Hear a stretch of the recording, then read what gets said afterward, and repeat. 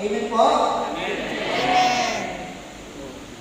Sa ngalan po ng Pamilya Community at Our Lady of Poor Paris, Family Life Ministry sa pamamahala ng aming kapatid na si Brother Alfie Pantig at sa paanyaya ng inyong Family Life Coordinator na sila Brother Boy and Sister Judith. Kami po ni Sister Risa ay nalulugod at nagagalak ng maanyayahan upang magpahayag ng mensahe, upang maging Huwag naman yan gumalaw eh. magpapahayag ng mensahe. Ginagalaw niya. Gumagalaw Upang yan. maunawaan natin ang isang mahalagang sakramento ng ating pagiging Kristiyano Katoliko. Dahil ito'y nakaugnay sa ating paksang dalawang puso, isang pindi. Amen po? Amen. Kung inyong mamarapati mga kapatid, maaaring ba ang magtanong at makahingi ng totoong tugon mula sa inyong lahat. Amen? Amen. Pwede po bang itaas ang kamay ng mga couple o mag-asawa na nandito ngayon? Couple. Walang couple. Kalahati lang. Wow, ang galing.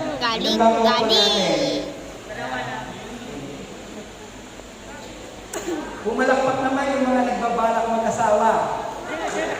Oh. At kaway-kaway sa ating mga singles at naghahanap ng BF at BF. Yun. Thank you. Maraming salamat sa inyong pagtugon. Mga minamahal na kapatid, kay Kristo, paksang aming tatalakayin ay nakatuon sa kahalagahan ng Huwag ka lang gumalaw.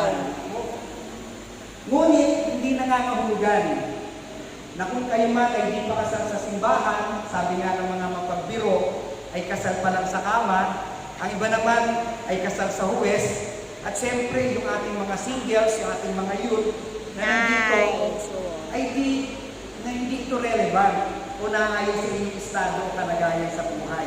Sapagkat ang paksang ito ay nakaugnay sa ating lahat bilang nilikha na kawangis ng Diyos at ng kanyang sambayanan. Amen? Amen. Yan ang paksang ito ay nakatuon sa pagpapaunawa ng tunay na kahulugan ng sakramento ng kasal. Ng dalawang pusong nag-iibigan. Isa din itong palatandaan ng pagmamahal ng Diyos sa ating lahat. Dahil nilalang ng Diyos ang tao, lalaki at babae, ayon sa kanyang plano na ang mag-asawang pinag-isa ng pag-ibig ay maging larawan ng pag-ibig ng Diyos. Amen po? Amen. Pag-ibig ay nagbubunga ng isang bagong buhay dahil sa dalawang pusong nag-iibigan mula sa pagpapala ng Diyos.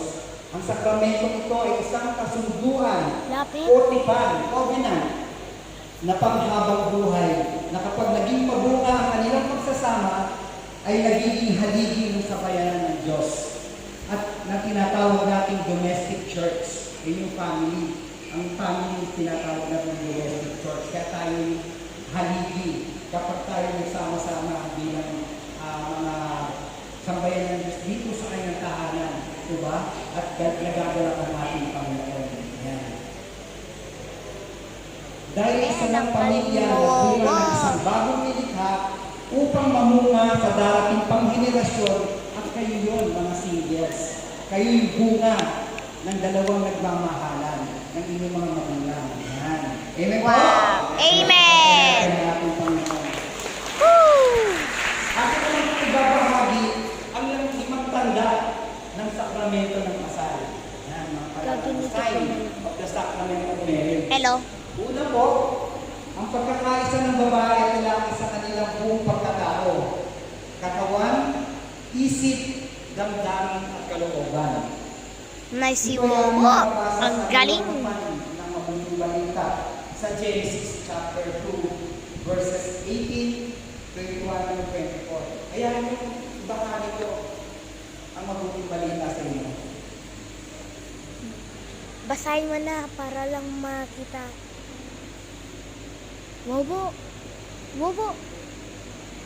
Basahin mo para malinig.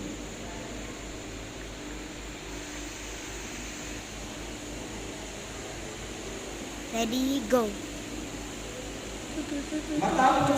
Matapos gawin ang lahat ng ito, sinabi, hindi mainam na mag-isa ang tao. Bibigyan ko siya ng makakasama at makakatulong. Kaya pinatulog ni Yahweh ang tao. Samantalang naiinibig, kinuha niya ang isang tadyang nito at pinagilong ang laman sa tapat niyon. Ang tagyang na iyon ginawa niya isang babae at inilapit sa lalaki. Sinabi ng lalaki, sa wakas, narito ang isang tulad ko, laman ng aking laman, buto ng aking buto. Babae ang isang itatawag sa kanya sapagkat sa lalaki nagmula siya. Ito ang dahilan kaya iniiwan ng lalaki ang kanyang ama at ina upang sumama sa kanyang asawa sapagkat ito'y nagiging isa. Dalawang puso, isang pinang. Amen? Amen. Ang pagmamahalan. Isang sakramento, isang napakahalagang bahagi ng ating buhay na mayroon tayong sakramento ng pagkakasama. Amen po? Para pagkakayahan na ating Panginoon. Wow, ang galing. Ang ikalawa pong tanda ay ang ito po ay panghabang buhay. Ang sakramento ng kasal